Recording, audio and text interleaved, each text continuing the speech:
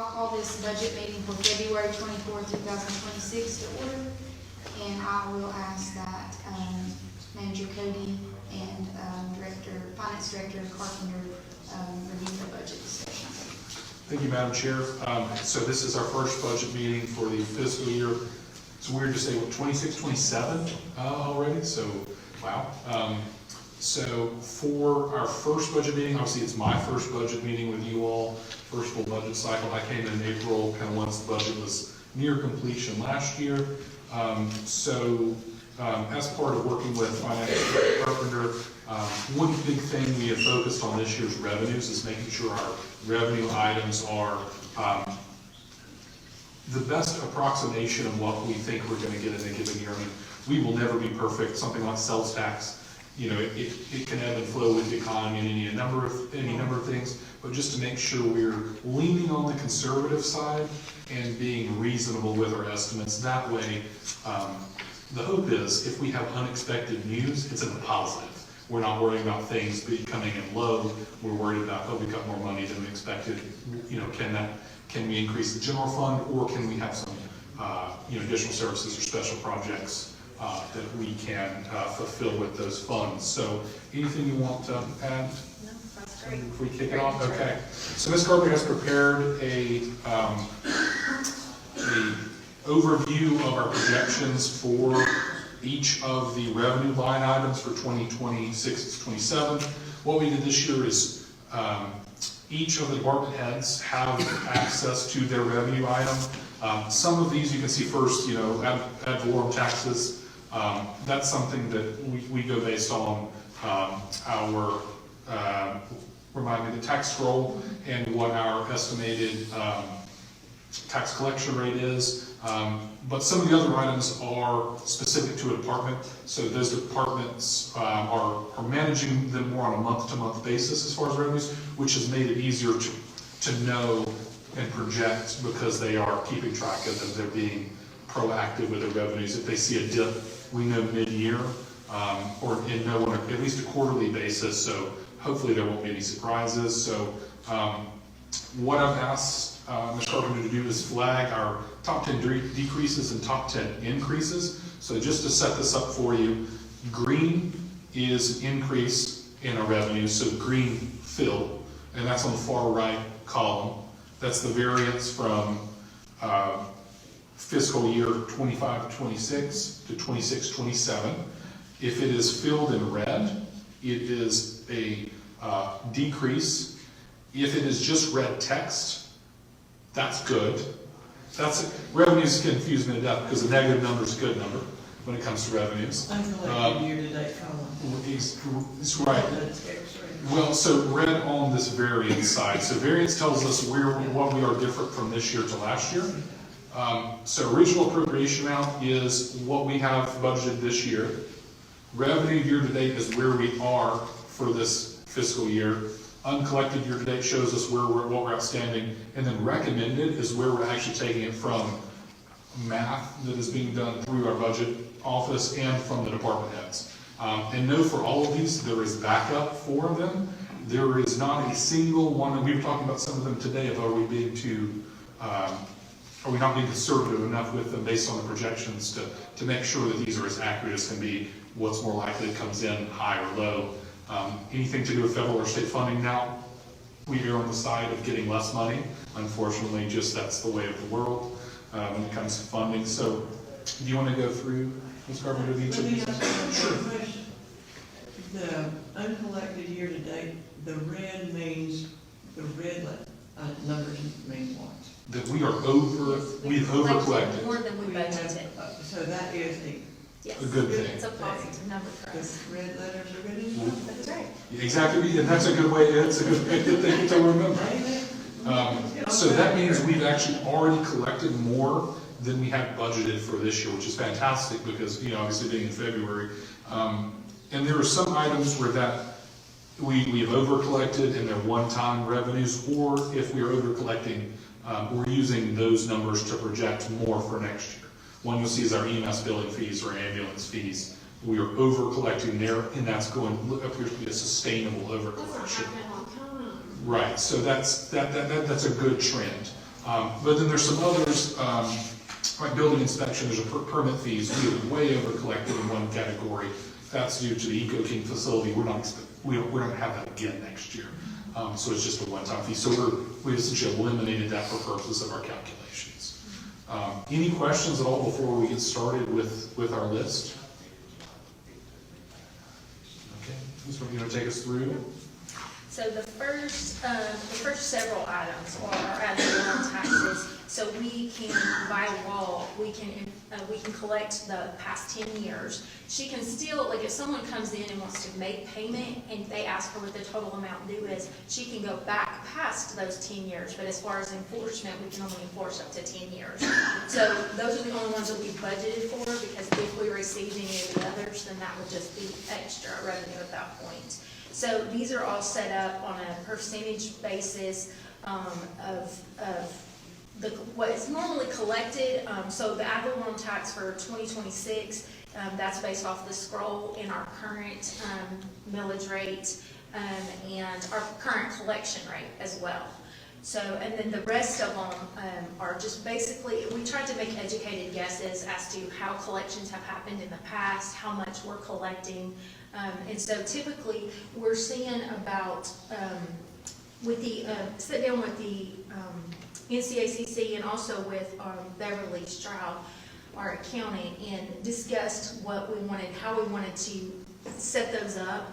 So from years 2015 all the way down to year 2023, we're estimating that we should get about 20% of that. That's kind of like where they want you to be. We most likely should not receive more than 20% of that. Then for 2024, we set that amount at 50%, and then at 2025, we set that at 75%. So that's what we would anticipate to bring in, just based on trends and based on advice from our advisors. The next line item is the occupancy tax from travel and tourism. So this was a new revenue line that is this year. So once we close out this year from occupancy taxes, we'll figure 3% of what that occupancy tax was, and that will come back in as revenue for the administration of their occupancy taxes and their reporting. So that is new. And then once we get closer to the end of the year, I can shore up that number as well. Just their collections have actually been increasing as well. And that's the benefit there, as TNT does better, the county does better as a whole from the 3%. So as you can see, it was 13.8 last year, and the current recommendation, current projection is 22, which is good for TNT's overall budget as well, that they're collecting a little more. And I know they've increased efforts and are seeing the fruits of those And labors. it translates into right now a savings of about $576 per taxpayer. A reduction in the taxes they pay. That's fantastic. Then our levy on utilities, this information comes from our tax assessor's office. That's your boss on West, those type of people that she's taxing. And you keep moving on, the section 6902 payments, that's the Department of Interior, that's the PILT money. We are able to go and pull down some of this information off of their website, so that number is as accurate as we can provide at this point. Also, we have TVA in lieu of taxes. That one, from what we can tell, seems to be, it will be trending up. So that is good to know as well. And then just moving into, like, there's interest on some taxes, there's garnishment fees. Most of those are fees that come through the collector's office as well. And then even the attorney foreclosure fees, all of that has to do with our tax collection. And those are typically pass-through fees, so you have an expense tied to those, so an increase, decrease doesn't really matter, because it is something that the county's charged to garnish, Yes. and then it's just tacked on to the actual garnishment itself. Yes, correct. And then you'll notice too, when we get down into like the tipping fees and going down from there, most all of those are sanitation revenue line items. You'll notice that our tipping fees have gone up significantly. And so the rate change, and then also just the enforcement of everyone that's going across the scales paying. So that's helped tremendously. So you have all of your town of Robbinsville, your solid waste disposal tax, recycled goods, etc. Then the next little section kind of goes down into like interest, and those are just interest-bearing accounts. I do have a question. Yes. So I know that the town of Robbinsville, we was having a little issue with that. Has that resolved itself as far as they had the meeting and they were not going to pay us the tipping fees? Have they? My understanding is- Yeah, Brady met with Sean, and I mean, our understanding was that it's kind of a misunderstanding, Mhm. so. And I've not been made aware of any past due invoices from, I will say that I have received a couple of calls, 2 calls today from one of the aldermen. I called Kim and got the town office number. I did try to return the call in order to know what the discussion would be before the meeting, but I did not get a Okay. response. So all the way down through the rest of the rest of this on this page is your interest. And then some of these you'll notice that they say like restricted, and in the past we've restricted some money, whereas we're not restricting it going forward. And I'm still going through a list with NCACC of all of what we have called our restricted funds. And we're going through those line item by line item and deciding which ones are actually statutorily that we're supposed to restrict and that are supposed to roll forward year after year. Most of the recommendation on a lot of these is we need to spend them during the fiscal year, and if we don't spend them, then they need to fall to fund balance. And then if something comes up, a project of some sort comes up, then we would appropriate those funds at that time. So this will help with some of our fund balance issues. and by having restricted funds as revenues, we are artificially inflating our budget. So really, because we're putting it as revenue, as an expense, and we don't really need to do either.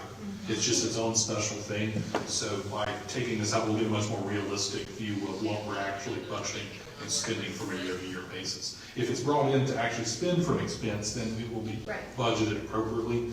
But in prior budgets, just the total of the account has been put on when you don't really need it there unless you're going to use it. I think it's what NCACC is recommending. If you move on to page 2, a lot of these are like senior center and type of sources of revenue, whether it be from some of their grants, some of their meals, etc. So we verified all of these with Melissa and Wanda. They've been able to provide us either the grant documents or the sources that show where they should be receiving these funds. So that makes me feel way more confident this year as far as our revenues are concerned, that we have supporting documentation from each of the directors that show us what we're really be bringing in. You will also see there the lease with Boston West and the EBCI POP. Those are on there as well.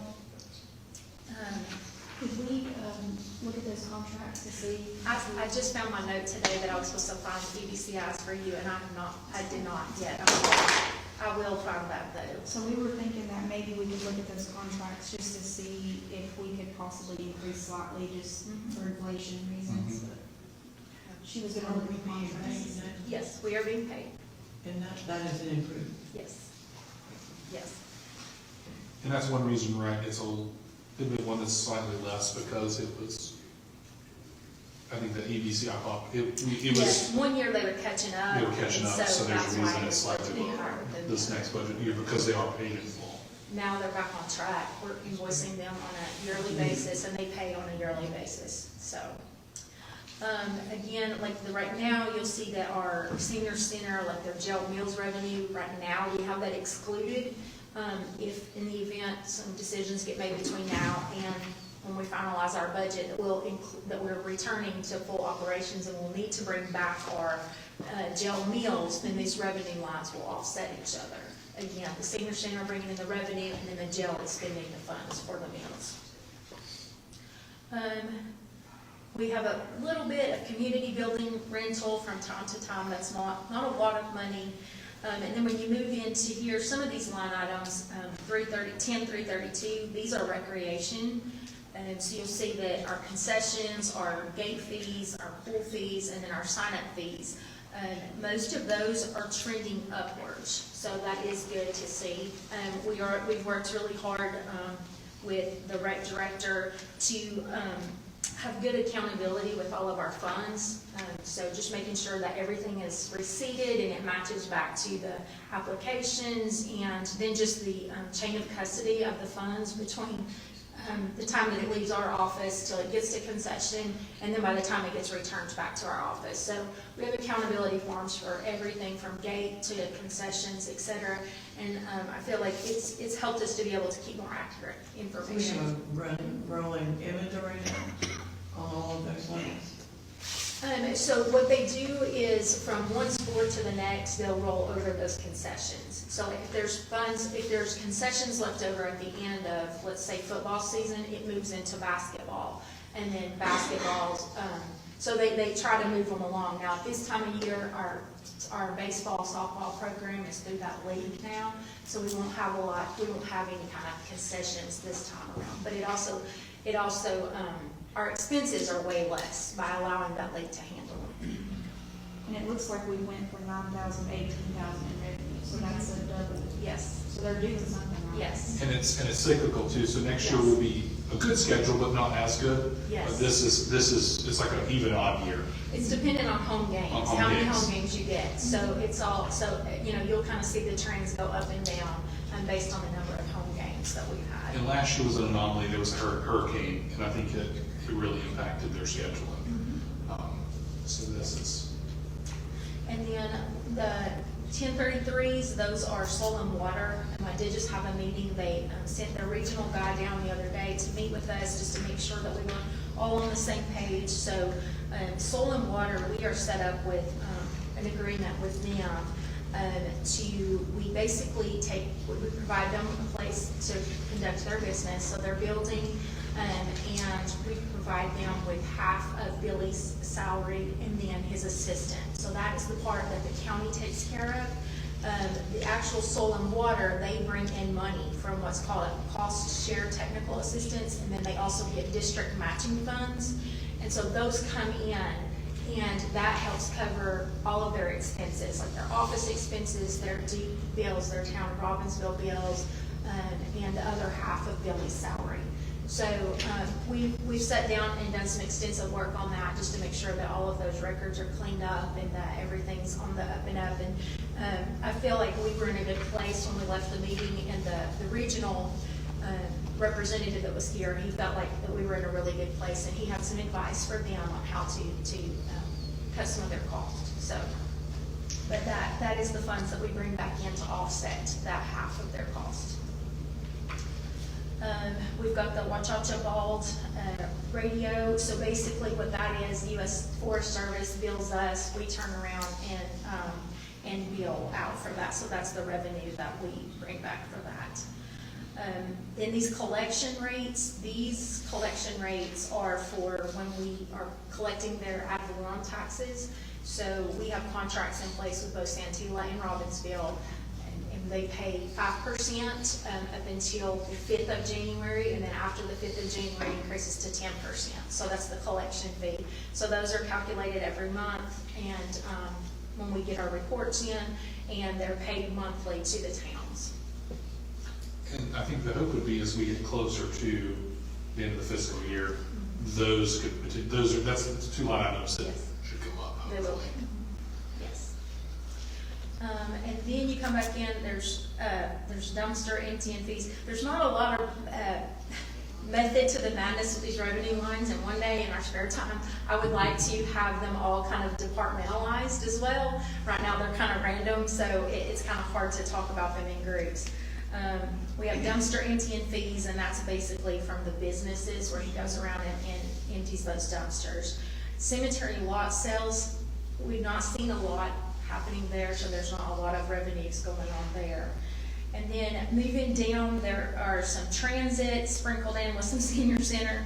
And again, these are all either contracts that they have in place, like for example with IOI, or these are senior centers general purpose grants, and some different things like the shift grants and those type of things. So, and then if you look at 10-338, 10-336, 2,300, that's admin health service fees. So that's the amount that we're able to collect from them by billing them every month. and that is current, so we've been keeping that current as well. Then you come down into the 10-345s, and all of those are sales tax collections. So we took, we edited these today. Brady made a good point on taking the last 6 months of last fiscal year and then using the first 6 months of this fiscal year to kind of see how that balances out. So those lines are all based on the past 12 months so that we can get an accurate picture of what our collections seem to be. And then we got the report from, it's Moody's report, and basically they said that, you know, they anticipate that things will be running either kind of on course or, you know, maybe a slight gradual increase. So we're sitting this year at 51, this fiscal year is 51% collection. So we're right on par with our 1.523 estimate. So we gave it a little, took that weighted average just a little higher. But that way, if err on this a little bit more conservative, just in case there was some reason that it started slowing down just a little bit. We don't want to see that. We don't want to see that. Hopefully it doesn't come to that. If you move on to page 3, there's the last few articles there at the top that are with the sales tax. That includes the quarter-cent tax. So where that quarter-cent tax revenue line is there, and it has that amount there, we have an offsetting expenditure line as well. And so every month when those funds come in, when we receive our sales tax money, we in turn take that quarter-cent portion and transfer that over into our North Carolina Capital Management Trust, so that it can be collected at the better interest rates, and that's going towards our public safety projects. Our scrap tire tax distribution, that actually has done really well lately. Done better than it has in the past, so hats off to Gavin for whatever he's doing right. He's getting his reports done right. And then going down through a few of those, again, are transit, and once again, these have all been verified with documents that we've received from their offices. The JCPC, I'm sure most of you are aware of that project. It's basically a flow-through. We do have a small amount of a county match, but this goes towards like the heights, the JCPC. Yeah, JCPC has several different programs that it supports. And I'm sorry, I lost them all there for a second, but they all have to do with like our youth and juvenile type correction things. And so that's a part that we have a small match on. The majority of those funds come in from the state. They're state funded. And those organizations that are doing really good work. Pace Setters, yes. All from Heights, a lot of Yes. juvenile, such a criminal prevention. Yes. Work. So, and then moving on, a lot of these now are moving kind of into DSS. And we just got these updated numbers. Melissa was able to meet with her people from the state, and she just got her updated numbers. We were a little bit scared because we had heard that there's going to be a big decrease, and there were certain decreases in line items, but then other line items kind of adjusted up, so it did kind of balance out. There wasn't a huge decrease with her latest numbers. The big change is going to be from the DSS side on the expense side, because there's going to be some increased administrative oversight of some of their programs without additional revenue coming in. So mandated, Yes, kind of unfunded mandates coming out. Yes, those are not words we like to say, but Melissa said she's going to do her best to run things tightly and try to stay within her means here. So moving on, like I said, all of these basically almost all the way down to the end of the page, these are all DSS related, have to do with foster care, workforce, adoption type programs, so all of those type programs which are funded through the state. Then down towards the bottom of the page, we've got the USDA Forest Service. Again, we're able to go and kind of track how we foresee that those payments coming in. As you can see, this is our timber funds, and it has decreased significantly. So I don't know that there's anything we can do about that, in all honesty. Then down towards the bottom, again, we've got some transit ones, and then those at the very bottom are register of deeds. So Kim LeQuire, she prepares reports for us every month. At the end of each month, she submits those reports to us, and basically, we're able to go in and break down how the taxes that she's collected, and then we pay in the dues to the state. Some of them go to domestic violence, a lot of them go to the general treasury, and some of them go into their retirement as well. There's a supplemental retirement for the register of deeds. So a lot of these are pass-throughs from the register of deeds. And then if you get into down in the 10358s, these are things that occur, these jail fees, civil processing fees, all of those come through the clerk of courts. So once a month, we get reports from them, and they're able to, this is funds that they collected. It also includes like our fines and forfeitures that goes and turns around and goes right back to our schools. So that's what those include. Our USDA our U.S. Forest Service reimbursements, that is the contract that we have with them. So even though we do fund them in our special appropriations, this is the amount that we're able to collect back from them. And there does appear to be some additional potential revenue streams with the Forest Service. I was told about through the Sheriff's Department, they're in the discussions with the Forest Service about getting an MOU together. There may be some, I think there's some disaster relief funds that are there. There may be some additional funds. And that has to do with our Sheriff's Department controlling some of their areas. And we were told that we haven't had a contract negotiated in quite some time. So that would be something that we could negotiate a new contract and potentially have some extra revenue there. We've kind of just been operating at status quo for a long time. So that's something that we've brought to the forefront, and we'll try to work on that as well. A lot of these sheriff funds that were restricted, again, we have been working with NCACC about which ones are statutoral and which ones really need to be utilized during a budget year or fall to fund balance. So for right now, we haven't put any of those amounts in. Really the only ones that are statutoral, well, the marine ones, because those donations were made for a particular purpose, those would be restricted. The reward program, that would be restricted. And then the drug tax, those have to be utilized for drug enforcement. But there is some, we pulled the statutes on that, and that could go to offset some of our like investigative supplies and that type of thing. So I think that we need to get more creative with those instead of just allowing them to build up. And then that way they can actually kind of offset some of the expenses of the Sheriff's Department. Right now, we're not getting a lot as far as the SMCP or the Department of Adult Corrections backlog, and that's just simply because our jail is not operational at this point.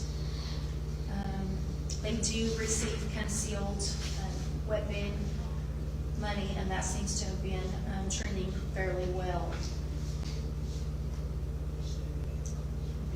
Let's see, moving down, we're a lot of these are transit, and again, these have to do with their contracts that they have with the state. Then there's a few more DSS ones as well for emergency placement, crisis intervention. And you'll see the ambulance fees, that's 10,360. Like Manager Cody mentioned, those have actually been trending up. We have been working really close with Colleton and trying to make sure that we're auditing those on a monthly basis to make sure that we're receiving everything that they've been billing for. In the past, there wasn't an audit process that was happening, so we go through and verify at the end of each month that each one of those funds has been received. So we have noticed that that's trending up, and then Colleton's been doing a better job. They've changed some management in there, and they've been doing a better job with the collections as well. And my hope is that our recommended number there is conservative. Yes. And I'm hopeful that should probably come in over asking. Yes. And then we start moving into, a lot of these are health department revenue lines. So these are all their state grants, all of their AAs that they have going on with the state. And so these, again, Ms. Angie and Ms. Martha have been going through these with a fine-tooth comb, verifying all of these, correcting these, making sure that we have accurate information. And we actually have copies of all of these AAs now, so we're able to verify that these are accurate numbers. So that was very helpful and helps me feel a lot more confident as far as our collections go. Moves into like the food and lodging, then you've got your WIC, you've also got all the family planning. This also includes your sewage permits and your water samples. So there's quite a few line items of revenue here for the health department. And again, all of these have been verified with new and upcoming information. Again, you'll see down there, 10-363-3200, that's the provider grant that we are receiving that helps offset the cost of the provider at the health department as well. This also includes the well permits, and you'll see it as well, it includes the school nurse pass-through. So basically, the school nurse is funded out of state funds that the health department receives, and then we in turn pass those along to the schools. And then on page 6, again, you get into like there's dental, family planning, etc. And then we get into like our building inspections and permitting. And again, we sat down with our director and gone over these. And these are conservative numbers and try not to take into consideration Eco-King. We want to make sure that we know that's an anomaly and it's not going to happen every year. So The happy one. that's right. We'll take the happy. That happens every once in a while. And there'll be indirect benefits to revenue Yes. next year, beginning next year, and Right. it'll keep growing, so we'll see it in other ways. Absolutely. And then you'll see like 10-386, that is our Veterans Grants Program. Ms. Kim has been able to apply for those, and then Mr. Harold Phillips, he's been able to utilize those to kind of do projects over at the Veterans Building and get some repairs done and to order some things, some new flags and those type of things. So that grant has been super helpful for his program. And then there's also been a youth sports grant that we were given information about last year. I think was the very first year that we applied for that, and that's a recurring grant. And so we've been able to utilize those grants for new helmets, new baseball gear, like catcher's gears, and just a lot of things that we kind of just been using the same old for a long time. So we've been able to kind of upfit that department with that grant, and that is a recurring grant as well. So it was a nice thing to find out about. Did you say it financed the tournament?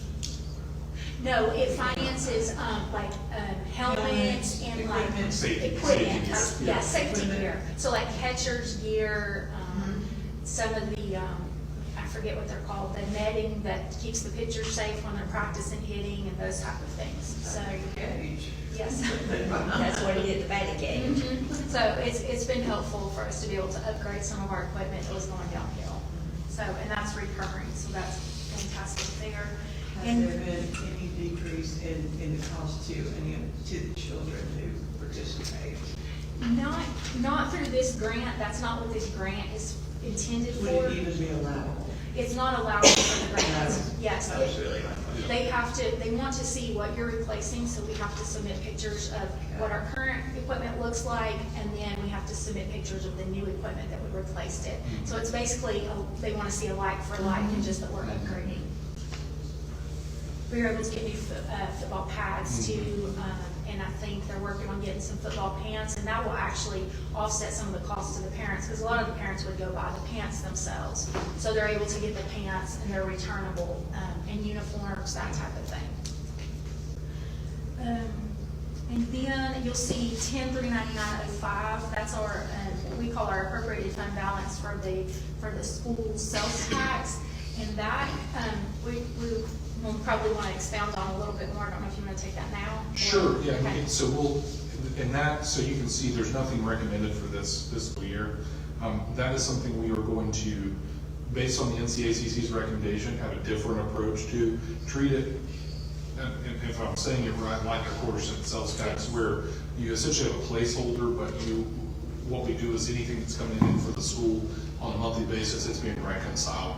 So that way it's out of sight, out of mind, because it is school money. That way it's not showing up on the county books any longer than it needs to, because it's a pass-through. Because otherwise, again, it arbitrarily inflates a budget, makes it look like there's more truly coming in county government than is, but it's revenue, it's an expense, but it really is just for our purposes, a placeholder, because we have to obtain it and then turn around it. Basically, we're a savings account for the school until they need it. Right. So we're gonna do it as more, like, almost like a separate Yeah, it's capital a account. project, it's a capital project project fund. And they'll still bring the requests to you like we do on a monthly basis at the board meetings. Anytime we want to utilize those funds, we'll bring those requests to you, you'll approve them, and then we in turn write them the check out of that capital project fund. So, this will be a cleaner way to take care of it, and it'll make sure that all of their money is in the right place, that it's accruing the interest and all of that type of thing. It'll be cleaner. And that way a true bank balance, our bank balance will never match what a reconciled, but it will be closer because right now, there are funds in the general fund or in the That don't in the belong account to that don't us. belong to us because if it's reconciled with each budget year, so this way it just is gone and is off the books. Yeah. And instead of doing it on an annual basis, we'll just do it monthly as those things occur, just like we do the quarter cent sales tax, and those monies can be moved over, and then we'll shore those up every month. I think that's really, it brings us to the end of things. Some of these, like the EMPG grants, those type of things, Brian Stevens hasn't received any information on whether they're gonna open up those, so in the sake of trying to be conservative, we've not included anything that we don't have confirmation of. So if we find out that those things will come into play, then of course we'll do budget amendments and we'll add the revenue and the expenses in for those.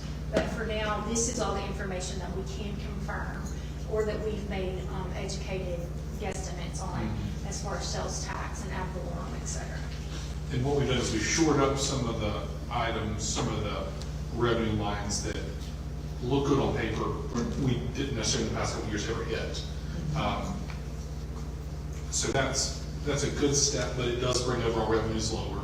The other side, the benefit is to sales tax and some other items, they're coming in higher. So there is not a substantial, so it's showing a $730,000 variance. When you take out some of the items, like these restricted accounts we're not using, we're not far away from where we were last year, which is good. So we've reduced some of the items that needed to be reduced just to be more realistic with projections. But the other side of it, the good news is some of our revenues like sales tax are increasing. And we have some other grants and things. But the thing about grants, and the hard thing is when you talk just revenues, if you've got the grant, you've got an expense in the same amount too. So we'll identify those as we go through. It's almost a pass-through. It's almost a pass-through because you show on both sides. And speaking about grants, have we had any new information on the Greenway grant? So I know there was a NC Trails grant awarded for planning. I think she got maybe $600,000+ for design work. Send me a message. It was I actually found out how to read it. It's today. And it said congratulations on getting the grant, so congratulations. I think- And that's good for everybody to know. I think Mr. Gillespie had posted it on his social media as well, listing it. So that was one of the things that it brought in from the state level to benefit Grant County. And I know it'll take, I think some RFPs have gone out, but hopefully here in the next few months, they've got a design in place and can get moving. Any questions about any of the items we talked about?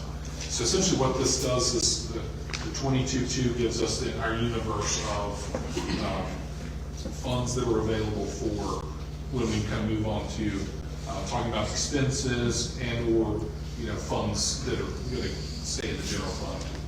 Because the goal for next year is a surplus, of course, but we'll have expenses, contingency, and recommendations with departments and in our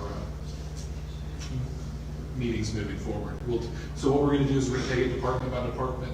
We'll have 4 or 5 departments probably each meeting. Each one has done their Excel sheet, so we have a list of our employees to go through what that looks like from the overhead standpoint, and then as we have our categories of our contract, any sort of contract services we've got the backup for, so we'll give you the data and the details behind each one of those. Shows each one of their revenue streams too, and then their consolidated expenditures, so that you can see by each department how much the county is funding them and how much they are self-sufficient. So you'll be able to see that with each presentation from each of the departments. And we'll take departments separately before we tackle the very end, putting them all in the overall spreadsheet and seeing where we stand from a budgetary standpoint overall.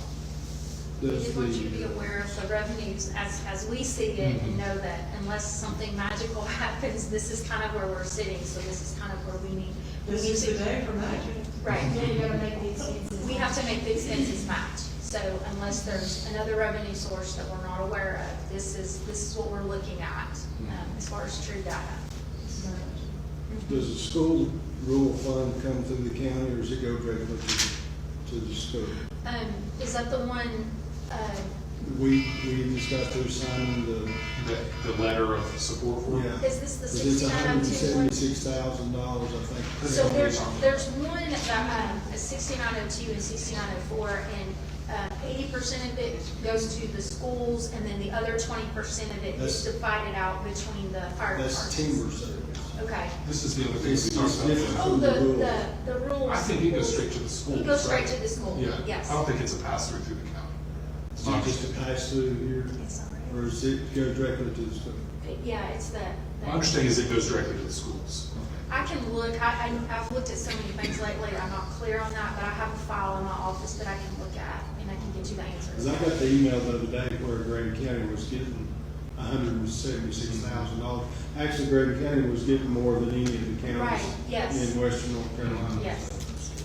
And I think they, there's a past year, a prior, it's 3 years worth, I guess, of It's a catch-up. appropriations. Yeah, it's a catch-up. catch-up. And next year, I think it's funded as well, so Yeah. we won't have the same issue.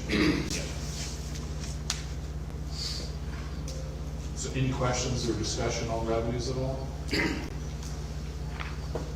So it sounds like what I gathered is maybe we can look at the POP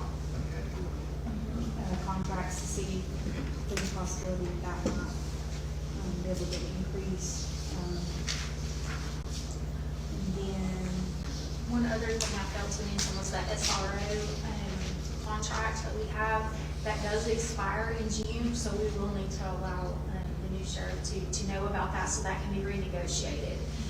So we'll need to make sure that that's negotiated based on whichever detective, or not detectives, whichever officers are put over there, to make sure that that's covered, so. Yeah, so we will need to work on that, that MOU for the SRO as well. and then, like I said, that US Forest Service, MOU, we might be able to renegotiate that. That might be a small increase. Does anybody else see anything?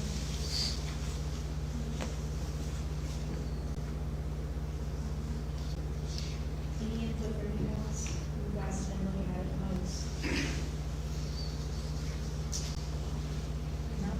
So that we've worked hard on it, and we've verified all of the data so that we know it's accurate and true data. So we feel very confident with these numbers. And it's been helpful to have another brain looking at it this year. He looks at it differently than I do, so we can put those ideas together and brainstorm. Well, it's not, I'm not a numbers person. So it's a different perspective, so I Yeah, think he it has a helps. different perspective, so Yeah. that's Yeah. very helpful. It's very helpful. Do we have any other discussions? I don't believe so.